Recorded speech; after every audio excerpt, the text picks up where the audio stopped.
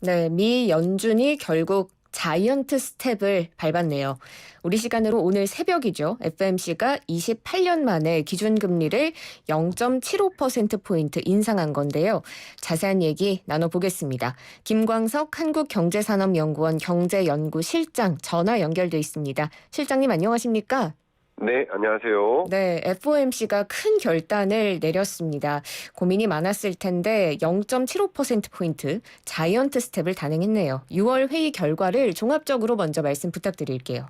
네, 자이언트라는 개념, 거인이라는 개념, 그만큼 이례적인 금리 행보를 유인했다. 이렇게 볼 수 있고요. 네. 이례적인 기준금리 인상이라는 행보는 다른 말로 이례적인 물가 충격을 방어하겠다. 음, 이례적으로 등장한 이 엄청난 물가의 역습을 어떻게 대응할 것인지를 고민한 끝에 정말 말 그대로 이례적인 기준금리 인상을 보였다. 이렇게 요약할 수 있겠습니다. 네, 정말 이례적이기도 했고요.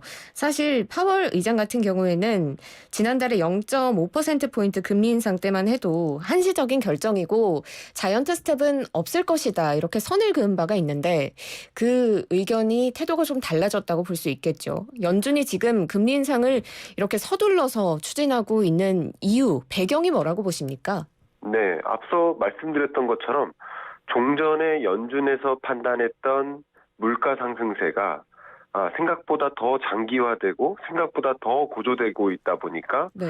물가 잡는 일이 쉽지 않겠다. 더 긴장되게 이 인플레이션 현상이 장기화될 것이라는 이런 분위기가 엄습하다 보니까 이런 물가를 잡기 위해서 정말 이례적인 판단을 한 것이라고 볼 수 있겠고요. 네.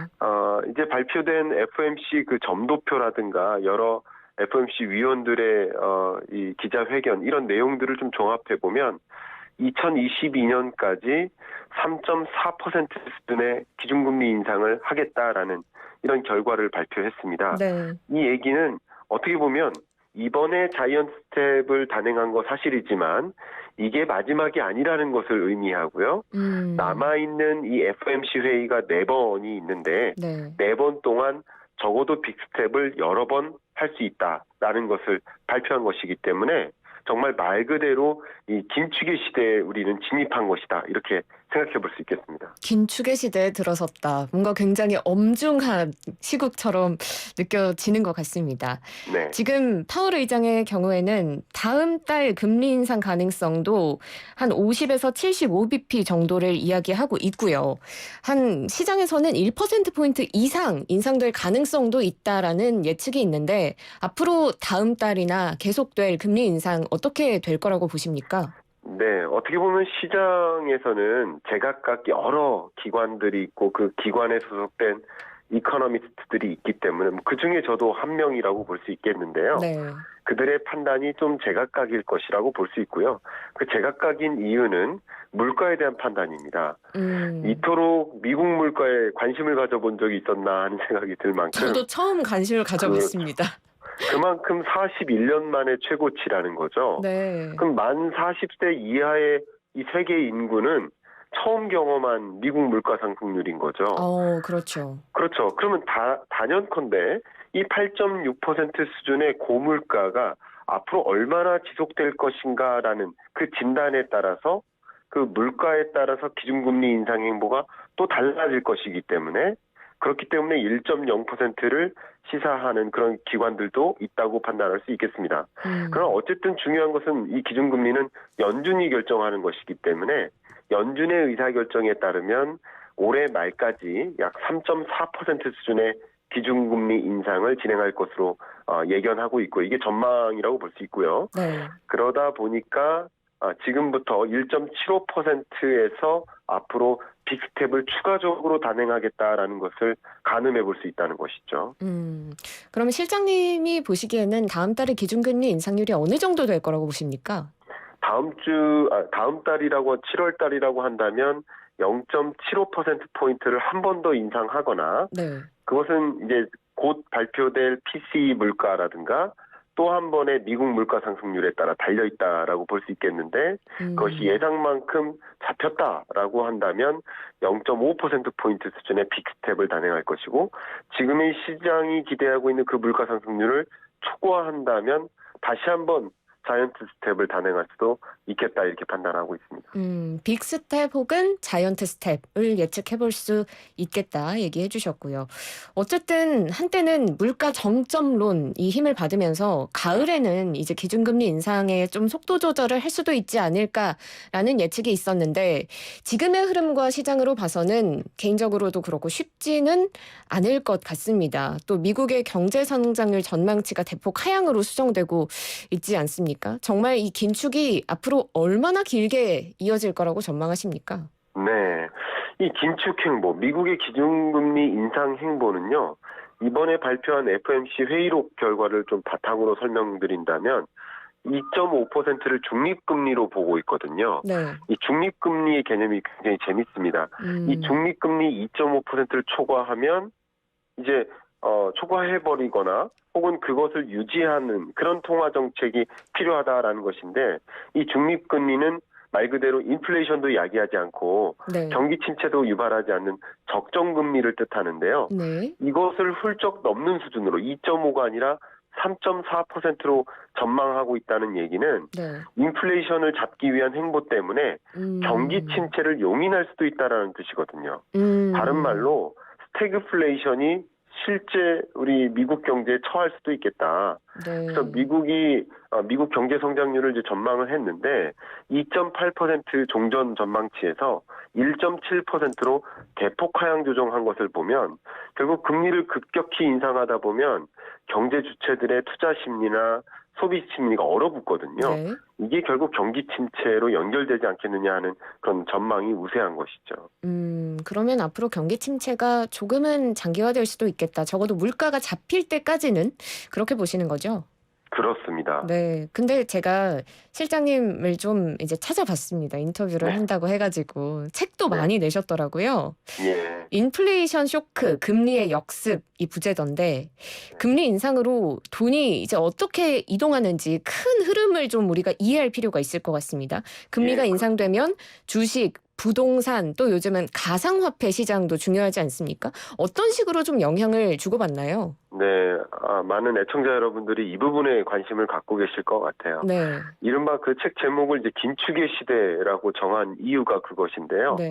이제 완화의 시대가 아니라 긴축의 시대다. 다른 말로 금리가 올라가는 시대다. 또 이것을 다른 말로 쉽게 해석해 본다면 돈의 가치가 계속 상승하는 시대다. 네. 돈의 가치가 강할 때는 돈을 들고 있어야 됩니다. 네. 반대로 돈의 가치가 떨어지고 자산 가치가 폭등할 때는 자산 가치를 가지고 있어야 되겠죠. 네. 이렇게 돈의 가치가 강해지다 보니까 세계 금융기관이나 외국인 투자자들도 적극적으로 현금성 자산으로 돈을 이동시킵니다. 이 돈의 이동은 주식이나 부동산과 같은 이런 공격적 투자 자산보다 현금성 자산 이쪽으로 돈의 이동이 일어나고 있고요. 네. 두 번째 돈의 이동은요. 신흥국에서 미국과 같은 선진국으로의 이동입니다. 왜냐하면 미국처럼 이 물가 상승 압력이 큰 나라가 또 없어요. 네. 그러다 보니까 미국처럼 빅스텝 또 혹은 자이언트 스텝을 단행할 그럴 나라가 또 없는 거예요. 그러다 보니까 미국 돈의 가치가 더 강해집니다. 강달러 시대라는 거죠. 네. 그러다 보니까 신흥국에 투자했던 자금을 좀 급격히 회수하는 현상, 외국인 자금이 한국 시장에서 이탈하는 현상, 네. 이런 것들도 중요한 돈의 이동 두 번째라고 볼 수 있어요. 그런 관점에서 주식시장이나 부동산 시장 같은 경우는 지속적으로 하방 압력을 받을 수밖에 없지 않겠느냐 하는 판단이 들어설 수 있겠습니다. 주식 시장은 하방 압력을 받을 수밖에 없다. 그러면 이제 저도 주식을 하는 사람의 한 사람으로서 네. 개인적인 질문을 좀 드려보자면 지금 주가가 또 연일 폭락하고 있지 않습니까? 예. 이럴 때 개인 투자자들이 할 수 있는 방법은 세 가지가 있겠죠. 산다, 아니면 판다, 아니면 주식 앱을 안 들어간다. 이렇게 세 가지 정도로 볼 수 있을 것 같은데 네. 저는 일단 세 번째 방법을 택하고 있거든요. 일단 네. 주식 앱을 좀 외면하고 있어요. 근데 이럴 때 네. 개인 투자자들이 이 시장에서 어떻게 좀 대응을 할 수 있을까요? 굳이 저는 답변을 드린다면 네. 판다에 무게를 두고 싶습니다. 아, 그렇습니까? 네, 한번 생각해 보세요. 우리가 생각하고 있는 이 주가는 항상 전고점과 비교하는 경향이 있어요. 네. 혹은 매수 시점과 비교하는 경향이 있어요. 그렇죠. 많은 개인 투자자들은 주식시장이 화랑일 때 들어갔기 때문에 전고점이 곧 매수 시점일 가능성도 높아요. 안타깝게도. 네. 그러다 보니까 전고점과 비교해서 지금 낮은 거 아니냐, 박앤세일 아니냐, 이제 이렇게 저렴할 때 들어가야 되는 거 아니냐라는 판단을 쓸 수 있겠지만 네. 그 전고점일 때는 금리가 제로금리에 가까울 때였을 거예요. 아, 그렇죠. 제로금리에 가까웠을 때 주가가 솟았던 것이죠. 근데 지금 생각해보면 이제 금리가 올라갈 일만 남았다라고 생각해 본다면 네. 지금 이번에 자이언트 스텝을 단행했을지라도 미국 기준금리의 추이를 보면 이제 시작에 가깝다라는 것이죠. 그렇죠. 그러면 추가적으로 기준금리를 더 인상할 일만 남았다라고 전제해 본다면 아직까지는 주식시장이 덜 반영된 것이다. 오늘처럼 일시적으로 또 상승할 수도 있겠지만 네. 이것은 일희일비하는 이런 것이 아니라 중장기적으로 봤을 때 이 시대를 규명해야 될 텐데 완화의 시대가 아니라 긴축의 시대에 진입한 것이라고 우리 이걸 규명을 해본다면 무엇보다도 현금 보유 비중을 늘리는 것이 가장 중요한 방향의 어떤 의사결정이 아닐까 생각을 합니다. 그러면 좀 손해를 보더라도 주식에서 가지고 있는 나의 자산들을 얼른 손절을 하고 현금 자산으로 이동시키는 것이 더 이상적이라고 보시는 건가요? 네, 저는 사실 작년 2022년 경제전망서를 발표할 때만 해도 네. 그리고 생생경제와 또 이렇게 소통할 때만 해도 사실 지속적으로 현금 보유 비중을 늘리시라고 말씀드렸었습니다. 제가 그때 그 그렇죠? 말을 들었어야 했는데. 예, 근데 계속 가격이 떨어지기만 하니까 네. 떨어지니까 사야 돼, 떨어지니까 추격 매수해야 돼 맞습니다. 이런 생각들을 이제 하셨었던 것이거든요. 근데 이 시대적 변화를 관찰해 보면 사실 이미부터 긴축의 시대로 진입하고 있었거든요. 네. 지금은 그 긴축의 속도가 가속화된 것뿐이에요. 그렇기 때문에 시대적 변화를 규명해 본다면 완화의 시대일 때 금리 떨어지고 환율 떨어질 때 그때 주식 열심히 담았다면 네. 반대로 금리 올라가고 환율 올라가는 이런 시점에는 주식을 안 담고 더 올라가는 것, 돈의 가치가 올라가니까 현금성 자산을 더 많이 보유할 필요가 있지 않을까 생각하는 것입니다. 네, 알겠습니다. 저도 오늘 개인적으로 많은 배움을 얻고 가네요. 자, 그러면 이 긴축의 시대에서 문제는 이 경기 침체를 연착륙할 것이냐, 경착륙할 것이냐, 또 이런 문제가 나올 수 있겠죠. 파월 의장 같은 경우에는 연착륙이 가능할 것이라고 봤는데 어떻게 보십니까? 연착륙이 가능할 수도 있겠지만 네. 매우 어렵겠다 이런 생각이 듭니다. 왜냐하면 한번 생각해 보세요. 금리가 계속 올라갑니다. 네. 그럼 자산을 보유한 자도 여러 가지 면에서 경기가 좋지 않을 것이고요. 네. 기본적으로 금리가 올라가면 또 변동금리 대출자들은 굉장히 힘들어질 겁니다. 또 한 가지 국면을 생각해 보면 이게 금리가 올라가면요. 네. 기업들의 투자 심리가 위축돼요. 그렇죠. 소비자들의 소비 심리도 위축돼요. 네. 얼어붙습니다. 대출은커녕 저축에 집중할 수밖에 없어요. 네. 그러다 보면 이것이 경기를 더 후퇴시킬 수 있거든요. 그러니까 우리나라 같은 경우는 그동안 빅스텝을 못했었던 것이 바로 경기 후퇴를 염려했었던 것이죠. 네.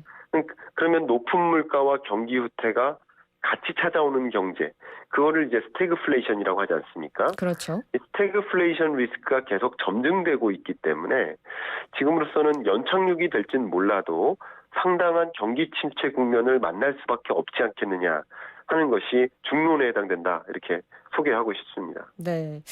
그러면 이번에는 우리나라 상황은 어떻게 될지 살펴보겠습니다. 미국이 금리를 0.75%포인트 인상하면서 우리나라와 금리 격차가 거의 없어지게 됐습니다. 그래서 이제 곧 금리 역전이 되는 것 아니냐라는 우려가 나오고 있고, 이렇게 되면 우리나라의 가계부채 우려 더 커질 가능성이 있는데요. 어떻게 전망하십니까? 네, 가계부채 우려는 금리 역전 등과 같이 우리나라도 금리를 이제 인상하긴 할 테니까 네. 좀 재밌다고 표현할 수 있을지 모르겠지만 재미있게도 네. 금리와 가계부채는 역행해요. 금리가 올라가면 가계부채 규모의 증가 속도는 줄어들어요. 그렇군요. 물론 가계부채 규모가 줄어드는 것은 아니겠지만 가계부채가 늘상 늘기만 했지 않습니까? 네. 늘어나는 속도가 굉장히 잡힙니다. 그러니까 이렇게 높은 금리 속에서 대출에 의존해서 뭔가를 하려고 하는 사람이 줄어들겠죠. 네. 자연스러운 현상이고, 다만 이 가계부채 우려는 뭐가 문제인지를 찾아봐야 되는데, 취약차주라고 합니다. 네. 취약차주들, 주로 이제 다중채무자이면서 저소득계층이거나 혹은 다중채무자이면서 신용등급이 떨어지는 네. 이런 취약차주들이 쉽게 말해서 변동금리에 의존을 하거나 고금리 대출에 의존하고 있는데, 네. 이들은 이자 상환 능력도 좀 떨어지는 상황이거든요. 이들이 짊어진 부채의 규모가 대략 100조 정도로 추산이 되는데요. 네. 그 정도의 부채는 상당한 문제가 될 수 있겠다. 다만 가계부채 총량이라는 문제는 오히려 우리가 문제가 되지 않을 수도 있겠다 생각해 볼 수 있겠습니다. 한국도 기준금리를 올리기는 할 테지만 미국이 워낙 높은 인상률로 기준금리를 올리고 있기 때문에 이런 금리 역전 현상이 일어나는 게 사실상 이제 가능성이 높지 않느냐 싶은데요. 그럼 우리나라도 이걸 따라잡기 위해서 빅스텝을 우리나라도 단행할 가능성은 있다고 보십니까? 제가 이렇게 설명드리겠습니다.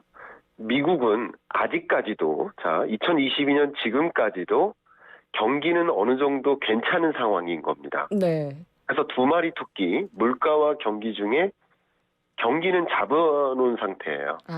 그래서 미국 입장에서는 한 마리 토끼, 그 물가라는 토끼만 잡기 위해서 자이언트 스텝을 한 거예요. 네. 그러나 우리나라는 안타깝게도 물가라는 토끼도 있지만 경기라는 토끼도 지금 온전히 잡지 못한 상황이에요. 네. 그럼 물가만 잡기 위해서 금리를 빅스텝, 자이언트 스텝 같이 해버리면 네. 경기 충격, 다시 말하면 경기라는 또 다른 토끼를 놓칠 수 있기 때문에 네. 같이 금리 인상 행보를 비슷한 속도로 유지하기 어렵습니다. 결과적으로 이런 얘기는 금리 역전 현상을 용인할 가능성이 높겠다. 그러니까 우리는 금리 인상이라는 이 통화 정책은 한 가지 방향이기 때문에 웃을 일도 있고 우는 일도 있는 거예요. 네. 긍정과 부정이 동시에 오는데 긍정과 부정을 가감해 보면 같은 속도로 인상하는 것은 마이너스 요인, 부정적 요인이 더 클 수 있기 때문에 어떻게 보면 경기를 방어하기 위해서 그 정도의 속도를 유지하기는 어렵지 않을까 이렇게 판단하고 있습니다. 네, 우리나라 같은 경우에는 빅스텝을 쉽게 단행할 경우에는 경기 침체 국면으로 들어갈 수 있기 때문에 조금 어려울 수도 있겠다 이런 말씀해 주셨고요. 다만 이번에 자이언트 스텝을 했기 때문에 네. 종전보다 빅스텝을 단행할 가능성은 더 높아진 상황인 건 사실입니다. 지켜보긴 해야겠네요. 그럼 네. 저희 마지막으로 질문 드리겠습니다. 지금 고물가, 고금리, 고환율이라고 세 개의 고가 생겨났습니다. 퍼펙트 스톰이라는 먹구름이 깔리고 있는데 앞으로 이런 추세가 지속될지 또 향후의 글로벌 경제 전망 어떻게 보시는지 평 부탁드릴게요. 네, 제가 지금 YTN에 직접 출연해서 대화를 나눴다면 네. 꼭 제 책을 선물해드리면서 어떻게 대응하셔라라고 제가 저 택배도 가능하거든요. 그럴까요? 그렇게라도 꼭 하고 싶습니다. 제가 한번 그렇게도 고려를 해보겠습니다. 네. 근데 지금 말 그대로 퍼펙트 스톰이라는 표현은 조금 무시무시하지만 네. 장기 경기 침체 국면으로 오는 것은 아니냐 이렇게 판단할 수 있겠습니다. 어떻게 보면 2020년 2분기는 일시적인 충격이었어요. 그러나 그 충격이 너무 컸던 거죠. 그러나 2022년 하반기 23년은 그런 일시적인 엄청난 충격은 아니고요. 네. 서서히 가라앉는 경제 위기, 그런 국면에 놓이게 되겠다. 그렇게 된다면 퍼펙트 스톰이라는 단어는 좀 어울리지 않겠지만 장기 침체라는 굉장히 더 해결할 수 없는 과제가 등장하는 것이다. 이렇게 글로벌 경제를 전망해 볼 수 있겠습니다. 네, 오늘 말씀 여기까지 듣겠습니다. 고맙습니다. 책 기다리고 있겠습니다. 예, 감사합니다. 네, 지금까지 김광석 한국경제산업연구원 경제연구 실장과 함께했습니다.